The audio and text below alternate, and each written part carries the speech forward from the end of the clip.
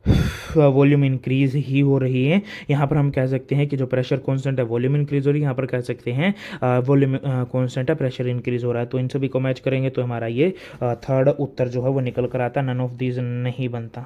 अब यहाँ पर देखना, मैंने कैलकुलेशन ठीक की थी लेकिन मैंने गचड़ मचड़ कर दी, कीड़े मकोड़े मार दिए, इसी वजह से ये गलत हो गया। कह रहा है सीधी सी बात है, कह रहा है रेट क्या होता है, कह रहा है रेट होता है पावर बटे एनर्जी। रेट होता है पावर बटे एनर्जी। एनर्जी जो है मेगा इलेक्ट्रॉन वोल्ट में दी गई है, तो एक मेगा इलेक्ट्रॉन को 10⁻6 लिखेंगे, इलेक्ट्रॉन वोल्ट को 1.6 इंटू में 10⁻−19 लिखेंगे और उत्तर निकाल देंगे। और जो पावर है वो हमें दे रखी है किलोवाट में दे रखी है, हमें यहाँ पर कन्वर्ट करना पड़ जाएगा।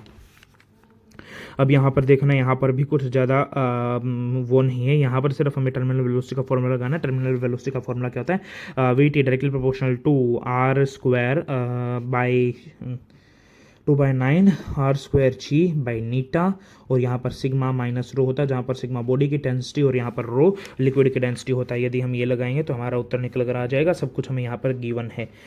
यहाँ पर देखिएगा, यहाँ पर हमें सब कुछ गिवन है। यहाँ पर हमें क्या लगाना है, E is equals E minus phi is kinetic energy लगाना है। यहाँ पर मैंने लिखा भी हुआ है, टाइम नहीं बचा कैलकुलेशन के लिए, सिर्फ कैलकुलेशन बची थी और सब कुछ मैंने निकाल कर रेडी कर रखा था। तो यदि आप इसको देख लो, इसको देख लो,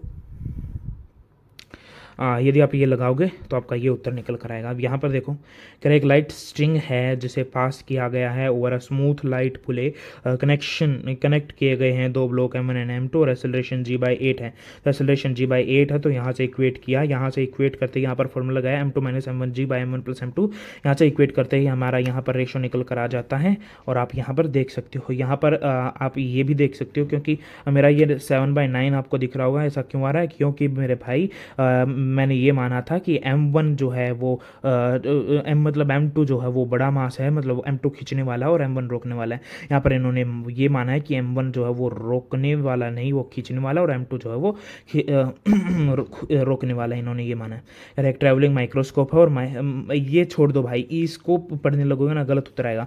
कह रहा है रिफ्रैक्टिव इंडेक्स बताओ क्या होता है। कह रहा है एक बात बताओ, ये आपको समझ में नहीं आ रहा होगा, मैं सीधा सा बता देता हूँ। कह रहा है मैंने यहाँ पर फॉर्मूला लगाया कि एच अपरेंट जो होता है एच रियल बाय म्यू होता है, तो म्यू जो होता है वो H real by H apparent होता है। हाँ, H real by H apparent होता है। एच अपरेंट देखो कह रहा है ये एच रियल जो है, मतलब एच रियल जो है वो रियली में आनी चाहिए। जब यहाँ पर कोई स्लैब वगैरह कुछ हमने पुट नहीं किया है, कोई यहाँ पर शिफ्ट वगैरह नहीं हो रही, तो ये रियल निकल कर आएगी।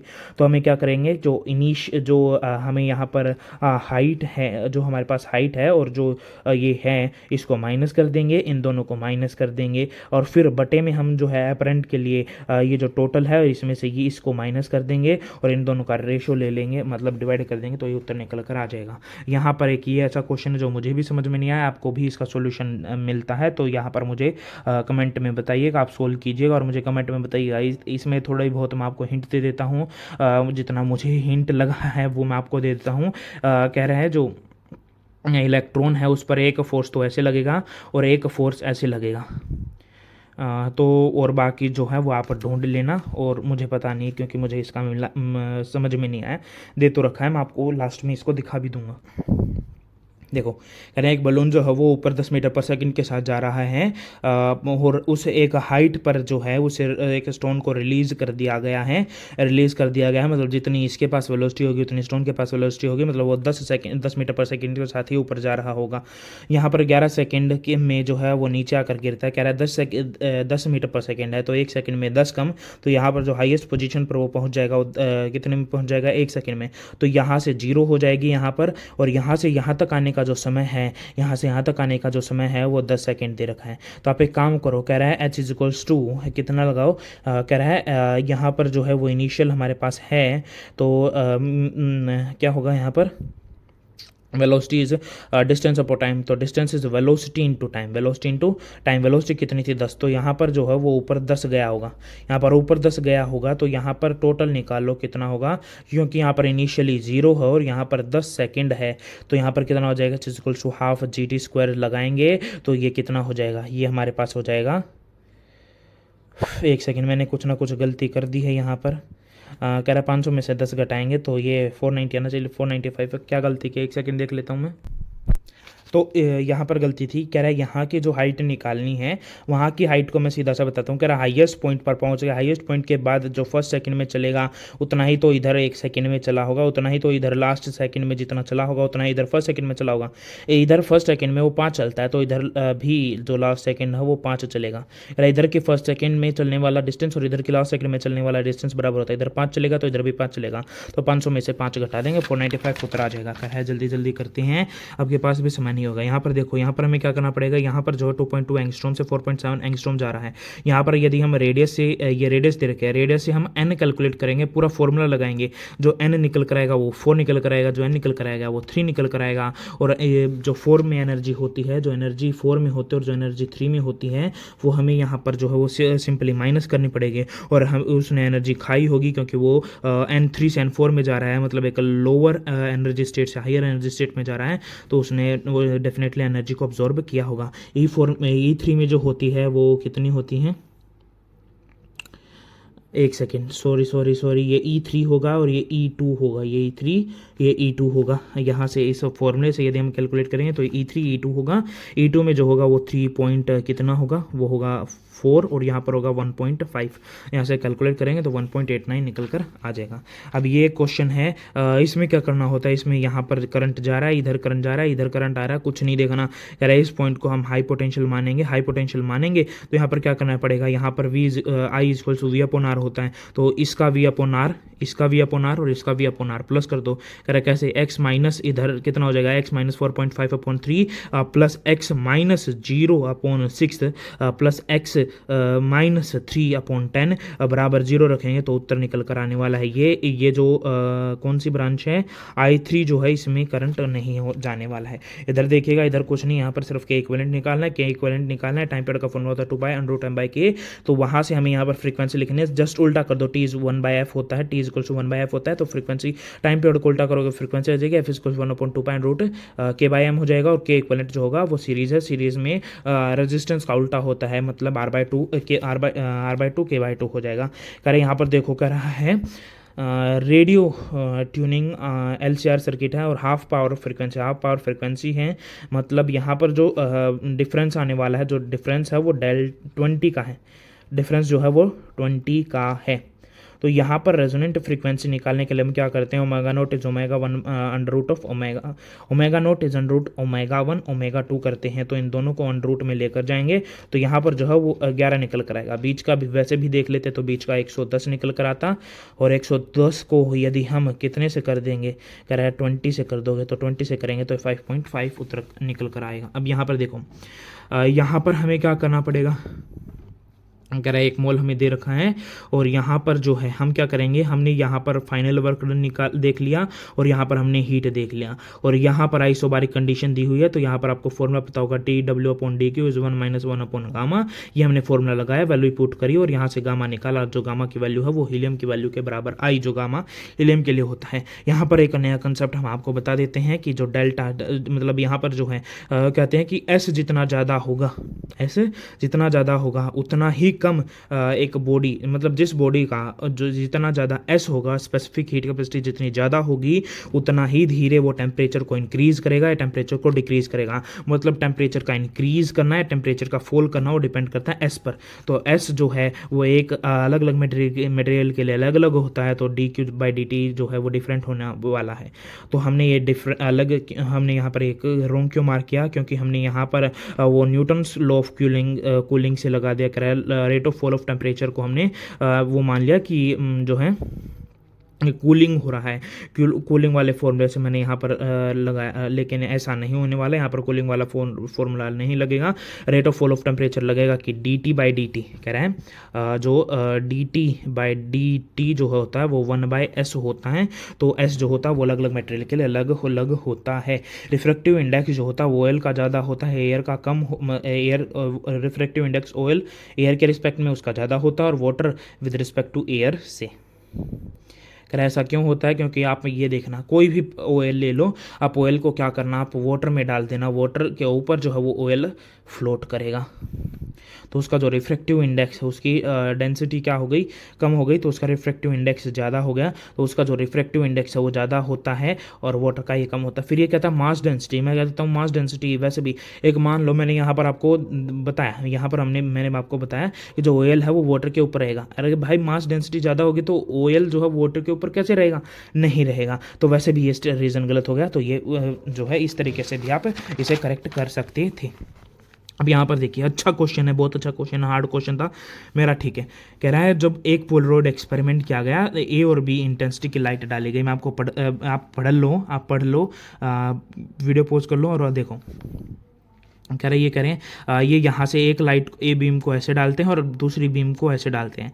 तो इसके लिए एक पोलरॉइड यदि ये इसको फुली पोलराइज करना है तो ऐसा होना चाहिए, और इसको फुली पोलराइज करना है तो यहाँ पर जो है पोलरॉइड ऐसा होना चाहिए। लेकिन यहाँ पर क्या है कि एक पोलरॉइड ऐसा रखा गया, तो यहाँ से इसको आया तो एक ही निकल पाई, ये नहीं निकल पाई। पहले ये बताया गया है, देखो पहले ये बताया गया है एक पोजीशन में कि एक की जो है वो आई, लेकिन दूसरा जो है उसने जीरो इंटेंसिटी शो की। अब इसको क्या किया हमने, पकड़कर घुमा दिया। इसको पकड़कर घुमाएंगे तो पहले ये 90 पर था, अब 90 पर था तो अब यहाँ पर 30 डिग्री घुमा दिया। तो ए के लिए 30 डिग्री घुमाया, लेकिन बी के लिए जो है ये 60 डिग्री घूम गया। ये यहाँ से बी के लिए 60 डिग्री है। तो हमें यहाँ पर जो यहाँ से पास करने के बाद जो इंटेंसिटी मान लो I1 आने वाली, I2 आने वाली है, इन दोनों का जो है ये बराबर आने वाली है। ये यहाँ पर लिखा गया है इक्वल इंटेंसिटी आने वाली है, तो I नोट लिख लेते हैं। ये IA अपॉन IB लिखेंगे और यहाँ पर cos square theta upon cos square theta लगाएंगे। ए के लिए थीटा 30 है और बी के लिए थीटा 60 डिग्री है, लगाएंगे और तो उत्तर पा जाएंगे। यहाँ पर देखो, यहाँ पर कुछ नहीं था, सभी का एडिशन करना है, एडिशन कर बाय 2 करना है, और जो बाय 2 कर आए यहाँ पर वही गलती कि बाय 2 कर नहीं यहाँ पर हमने ऐड किया। यहाँ पर क्या करना है, टोटल ऐड करेंगे, 6Q आएगा, 6Q का आधा करेंगे 3Q आएगा, प्लस 3Q इधर तो माइनस 3Q उधर और माइनस 3Q उधर, तो यहाँ पर माइनस 5Q है। तो हमें यहाँ पर बाहर जो है वो प्लस 3Q आ जाएगा। देखो आपको कर बता देता हूँ, बाहर जो हो प्लस 3Q आ जाएगा। अब यहाँ पर Q चार्ज है तो हम क्या करेंगे, Q minus 3Q is minus 2Q, तो माइनस 2Q उधर आ जाएगा। अब यहाँ पर कितना चार्ज है, यहाँ पर माइनस 5Q चार्ज है, तो माइनस 5Q चार्ज है, तो यहाँ पर माइनस 2Q है, तो इधर प्लस 2Q होगा। अब यहाँ पर जो आउटर है माइनस 5Q माइनस 2 को Q करेंगे, यहाँ पर 7Q आ जाएगा। यहाँ पर कितना है, प्लस 10Q है, तो यहाँ पर माइनस 7Q है तो प्लस 7Q आ जाएगा, और इधर प्लस 7Q है तो 10 माइनस 7 कर देंगे तो इधर प्लस 3 आ जाएगा, तो 7 और 3 आ जाएगा, जो कि हमारा उत्तर हो जाने वाला है ये वाला। अब यहाँ पर देखिएगा ये पैरेलैक्स मेथड है, मुझे भी समझ में नहीं आया, आपको आए तो मुझे भी बता देना, कमेंट सेक्शन में कमेंट कर देना। कह रहा है ये जो है यहाँ पर कुछ नहीं, सिंपल फॉर्मूला लगा, 1/K1 is 1/K equivalent 1/K1 plus 1/K2, और यहाँ पर जो टाइम है वो इन्वर्सली प्रोपोर्शनल होगा। तो यहाँ पर यहाँ पर टाइम जो है T=2π√m/K होता है, तो यहाँ पर K जो है इन्वर्सली प्रोपोर्शनल टू टाइम का स्क्वायर हो जाएगा, तो यहाँ से ये वाला इक्वेशन निकल कर आ जाएगी और यही करेक्ट हो जाएगी। कह रहे हैं यहाँ पर सिग्मा जो होगा, कह रहे हैं यहाँ पर सिग्मा हमें दे रखा है, कंडक्टिविटी हमें निकालें, और यहाँ पर म्यू जो है वो हमें दे रखा है, मोबिलिटी हमें दे रखी है, इलेक्ट्रॉन होल पेयर की मोबिलिटी दे रखी है, और यहाँ पर n भी दे रखा है। तो सिग्मा होता है NE म्यू, तो NE mu of electron plus mu of hole कर देंगे, फॉर्मूला लगाएंगे, सब कुछ दे रखा तो हमारा निकल कर आ जाएगा। अब यहाँ पर देखिएगा, कह रहा है टोपल कर रहे हैं, फोर्स इधर लगा रहा है तो फ्रिक्शन पीछे ही लगेगा। मैंने क्या सोचा, मैंने सोचा भाई फोर्स लगा दिया ऊपर उठ जाएगा। भाई साहब मैं आपको एक्सपेरिमेंट कर दिखाता हूँ। मैंने कहा देखो ये बॉल है, इस बॉल पर मैं फोर्स बोतल पर फोर्स लगा रहा हूँ, ये मैंने आगे की तरफ फोर्स लगाया तो ये यहाँ से देखो ये नीचे से उठ गई। तो अब जो पार्ट कॉन्टैक्ट में है वो नीचे वाला है, जहाँ से उठी है, तो जहाँ से ये उठी है वहाँ पर ये कॉन्टैक्ट में है, तो जहाँ पर कॉन्टैक्ट में है वहीं पर तो फ्रिक्शन लगने वाला है। तो ये भी गलत हो गया कि नहीं भैया, जहाँ पर फोर्स लगता है उसी के अपोजिट में आपको फ्रिक्शन लगाना होता है, तो ये भी क्वेश्चन ऐसे हो जाएगा। कह रहा है यहाँ पर जो है आपको एक फॉर्मूला मैं आपको बता देता हूँ जो याद रख लेना है। कह रहा है जो एरिया जो यहाँ पर क्या पूछा गया, एनर्जी लॉस्ट पूछी गई है, तो यहाँ पर होता है तनाव से याद रखो, तनाव। कह रहा है यहाँ पर T टाइम होता है, ये जो होता है वो जो आप सोच रहे हो वही, ये जो होती है फ्रिक्वेंसी होती है, और यहाँ पर ये जो आपको दे रखी है, ये जो कुछ भी यहाँ पर दे रखा है, क्या दे रखा है, यहाँ पर ये भैया वेलोसिटी है कि क्या है, ये सॉरी ये वॉल्यूम है हमारे पास, ये क्या है, ये हमारे पास वॉल्यूम है। वॉल्यूम जो होता है वो मास अपॉन डेंसिटी होता है, मास भी दिया है डेंसिटी भी दिया है, पुट करेंगे और उत्तर हमारे पास आ जाएगा। करेक्ट। शॉर्ट मैग्नेटिक डाइपोल है, अनस्टेबल है, तो ये फॉर्मूला लगाओ, U equals minus M B cos theta, unstable के लिए theta 180 degree, theta 180 degree put करेंगे, माइनस माइनस प्लस हो जाएगा तो प्लस एम बी हो जाएगा, mass M B, M magnetic moment दे रखा, बी हमें दे रखा, पुट करेंगे उत्तर आ जाएगा। अब यहाँ पर देखिए, यहाँ पर मिसकंसेप्शन क्या होगा, कह रहे x is equals a dot b होता है, तब डेल्टा एक्स बाई एक्स जो है वो delta a by a plus delta b by होता है बी। लेकिन अब यहाँ पर हमें प्लस दे रखा है, यहाँ पर अब हमें प्लस दे रखा है, तो प्लस के लिए क्या होगा, delta x is equals to delta a plus delta b होगा, और x is equals to a plus b होगा, बटे कर दो। तो एक्स बटे डेल्टा एक्स जो होगा वो ए upon delta a plus delta B हो जाएगा, और यहाँ पर B upon delta a plus delta B हो जाएगा। तो ये हमारा उत्तर होने वाला, मैंने यहाँ पर कंसेप्ट नहीं पता था बेसिकली। यहाँ पर देखो हमें यहाँ पर पॉइंट दे रखा है, आर वेक्टर दे रखा है, बेसिकली डाइपोल मोमेंट दे रखा है, तो हमें यहाँ पर क्या करना है, कुछ नहीं, यहाँ पर जो है यहाँ पर हमें क्या करना है, कह रहा है पी वेक्टर जो है, पी वेक्टर आई कैप में 1 है, और यहाँ पर जो है रूट 3 है। यहाँ पर हमें tan थीटा लिखना है, परपेंडिकुलर अपॉन बेस लिखना है, तो यहाँ पर हमारे पास एंगल निकल कर आएगा। एंगल को हम यहाँ पर 2kp बाई आर क्यूब में पुट करेंगे तो under root of 1 plus 3 cos square theta हो जाएगा, 2kp by r cube under root of 1 plus 3 cos square theta हो जाएगा। थीटा को यहाँ पर 60 पुट करेंगे, 1 प्लस 3/4 पुट करेंगे, तो यह अंडर रूट ऑफ 7 k/8 निकल कर आ जाएगा। आप पुट कर देख लेना। एक ट्यूनिंग फोर्क का जिसकी फ्रीक्वेंसी इतनी दे रखी है, सेकंड ओवरटोन जो है उसकी जो यहाँ पर एंड करेक्शन जो है, बेसिकली यहाँ पर देखो एंड करेक्शन का आपको सिर्फ एक ही फॉर्मूला नहीं होता, आपको यहाँ पर हमेशा ये फॉर्मूला अप्लाई नहीं होगा। कह आपको क्या करना पड़ेगा, यहाँ पर आपको फ्रीक्वेंसी दे रखी है, यहाँ पर आपको लेंथ दे रखी है, यहाँ पर आपको वेलोसिटी दे रखी है, और यहाँ पर सेकंड ओवरटोन कह रहा है, सेकंड ओवरटोन कह रहा है जो ओपन क्लोज्ड ऑर्गन पाइप दे रखा है, क्लोज्ड ऑर्गन पाइप में जो होती है सेकंड ओवरटोन मतलब 5, क्योंकि E1 एग्जिस्ट नहीं करते तो 5V/4 L प्लस E करना है, F है, V है, L है यहाँ पर, और E है, E हमें फाइंड आउट करना है। तो यहाँ से बेसिकली सिर्फ फॉर्मूला लगाने से ही उत्तर आ जाएगा। और मैं आपको बता देता हूँ ये क्वेश्चन के बारे में। ये जो है ये 93 क्वेश्चन है, बायोलॉजी का है। कह रहा है देखो, archaebacteria differ from other bacteria in having different cell wall structure and this feature is responsible for their survival in extreme condition. Heterotrophic bacteria have most abundant in nature, the majority are important decomposer. दोनों बिल्कुल statement correct हैं, लेकिन answer की में जो option है ये दे रखा है जो कि बिल्कुल गलत है। एनसीईआरटी में बिल्कुल सेम लाइन ये लिखी गई है। तो टोटल 35 मिनट लग चुके हैं इस पूरी को करने में। भाई होप आपको ये जो पूरा रिव्यू वीडियो है जिसमें मैंने एक एक क्वेश्चन बताया, आपको एक एक क्वेश्चन में लगने वाला आपको कंसेप्ट बताया है, बेसिकली इससे मेरी भी रिवीजन हो गई है। तो हाँ जी, यदि आपको कोई नए कंसेप्ट लगे तो आप कमेंट में टाइप कर दो उसे, ताकि आपको वो याद हो जाए। आप इसे सब्सक्राइब कर दो, क्योंकि आगे भी 4 open all India open test होने वाले हैं, और जो 2 ओपन टेस्ट होने वाले हैं उनकी डेट मैं आपको अनाउंस कर दूंगा, पोस्ट डाल दूंगा कि भाई इस दिन ये होने वाला है। जैसे जो एलन है वो फाइनलाइज कर देगा उन 2 टेस्ट की। एक टेस्ट की तो मुझे पता है जो कि 12 को होने वाला है,